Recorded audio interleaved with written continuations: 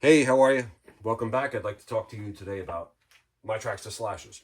So now what's in front of you is, this is a VXL Traxxas Slash. This is a VXL Traxxas Slash. These are both four-wheel drives. This is a two-wheel drive. Now Traxxas has several different configurations of these cars, right? Or these short course trucks. They have the four-wheel drive and the two-wheel drive. Some of them have the VXL ESC and motor in them. Some of them have the XL5 and Titan 550 system in it. So this is brushed, and these are brushless, right? They also have the new BL2S ESC and motor combination, which actually is really good. So I picked this car up off of eBay because I didn't know what I was getting into, and I was very impressed with how it was put together.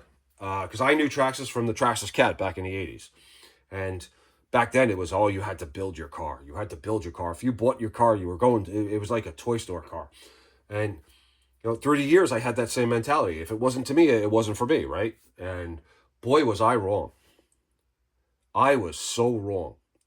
So I get this truck and I start playing with it, running it around and stuff like that, because I'm considering getting my son a car, and people are telling me that the ready to run thing is where to go.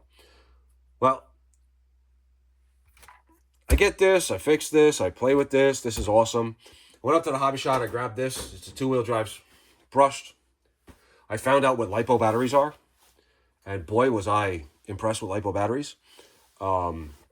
Super impressed with LiPo batteries. I'd never had them before. I only had NiCads, so this was like, it opened up a new world for me.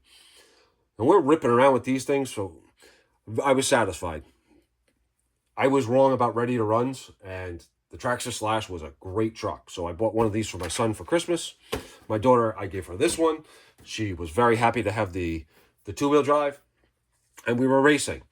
We were playing around the schoolyard and the backyard and all that other stuff, and the dogs would chase them, and it was just, we were having fun. One day at the schoolyard, I decided I was going to take this one. I was doing jumps, catching air. I thought it was awesome. Again, LiPos were still so new to me, and the speed and the discharge rate on the battery, and just the extended runtime, it was just so new to me.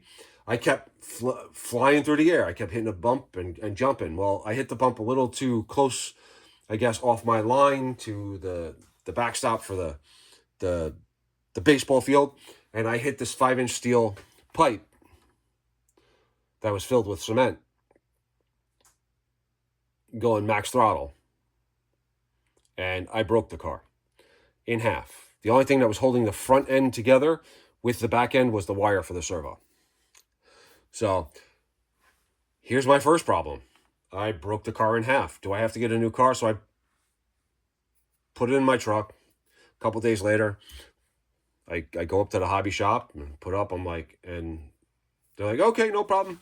They whipped out all the parts that I needed to fix this. And I was like, wait, it's a ready to run. Yeah, but here are the parts. So it's a ready to run with parts availability for repairs and for upgrades. Like he told me, do I want to stick with the regular the chassis that I had, or did I want to go with the low center of gravity chassis? And I'm like, no, give me the low center of gravity chassis. Happy days, and whatever, because this had the high center of gravity chassis. Either way, I fixed the car in a day, and I was back up and running, and I was like, oh my god, the parts support for this thing is amazing. The thing is bulletproof. After I replaced the chassis and the couple the shocks that broke, and the the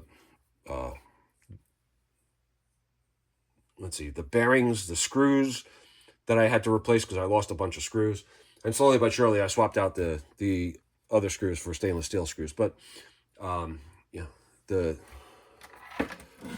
arms, the bumpers, the skid plates, it was up and running, and it just kept going and going and going and going. And I've had this car since 2015, and I've kept the stock electronics in it for the most part, with the exception of the receiver, because I want just one radio to control all of my cars, just to keep it simple. And so I swapped out the receiver to a Spectrum receiver, so that, again, there's nothing wrong with the Traxxas radio. It is a great radio, but I kept the I kept the whole, I want one radio to control them all, right? So I can honestly say that the Traxxas Slash, in my opinion, is the best two-wheel drive or four-wheel drive short course truck on the market.